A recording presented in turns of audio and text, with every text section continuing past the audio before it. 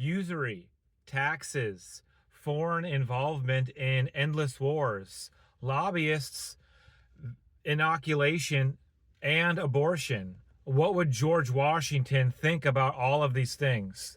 The most important document to understand the psychology of George Washington is George Washington's September 19th, 1796 farewell address.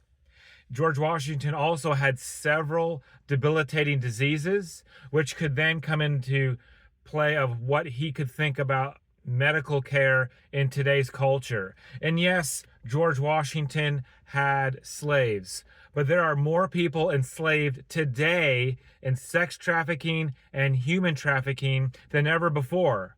Have you heard of the cobalt mines of Africa?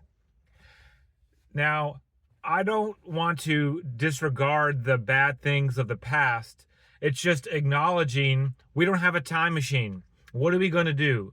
We got to acknowledge the good, the bad, and then move on to a better future and try to get to that instead of worrying about things we cannot change in the past.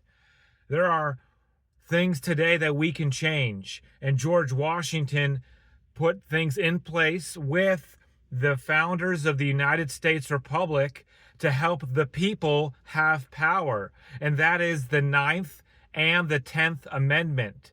The Ninth and the 10th Amendment are the People's Amendment and the States Amendment that I would, as a George Washington biographer, assume that's where George Washington would think. All these social issues I named before, you could put those in the Ninth and the 10th Amendment. It should be the states of the United States that has the power over these things instead of the federal government.